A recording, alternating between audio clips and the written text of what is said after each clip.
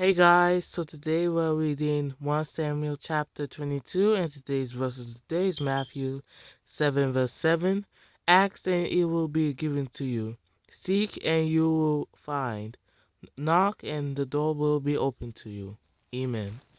So today we're reading 1 Samuel chapter 22.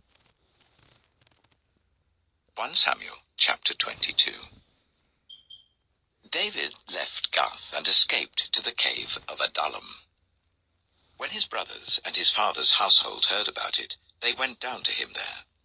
All those who were in distress or in debt or discontented gathered round him, and he became their commander. About 400 men were with him. From there David went to Mizpah in Moab, and said to the king of Moab, "Would you let my father and mother come and stay with you until I learn what God will do for me?" So he left them with the king of Moab, and they stayed with him as long as David was in the stronghold.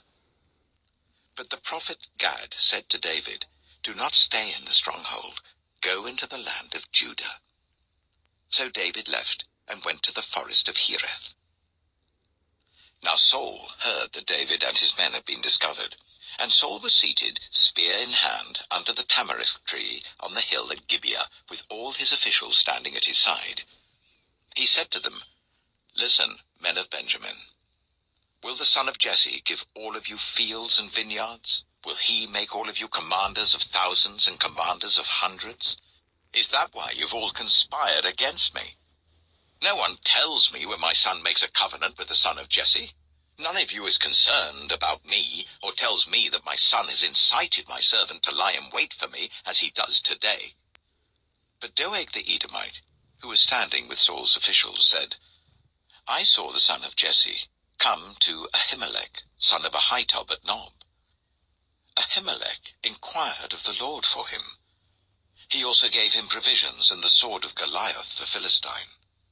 Then the king sent for the priest Ahimelech, son of Ahitub, and all the men of his family, who were the priests at Nob, and they all came to the king.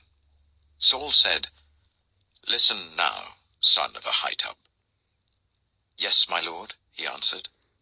Saul said to him, "Why have you conspired against me, you and the son of Jesse, giving him bread and a sword, and inquiring of God for him, so that he has rebelled against me and lies in wait for me, as he does today?"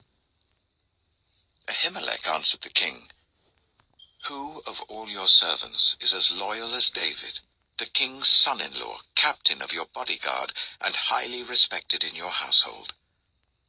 Was that day the first time I inquired of God for him? Of course not. Let not the king accuse your servant or any of his father's family, for your servant knows nothing at all about this whole affair."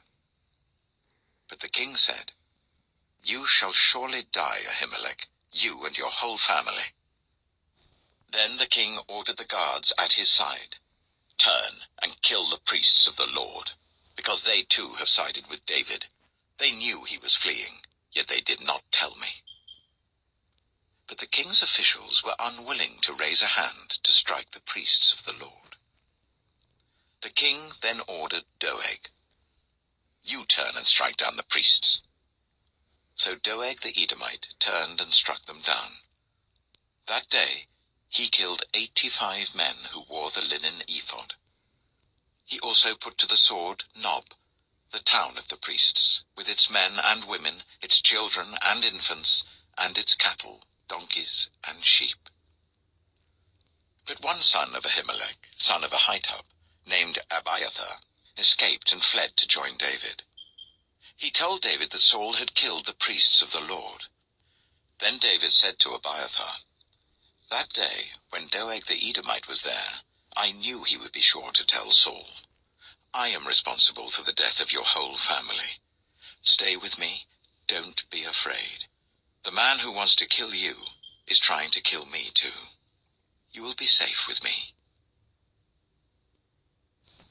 Amen. So that was 1 Samuel chapter 22, and tomorrow we'll go with 1 Samuel chapter 23.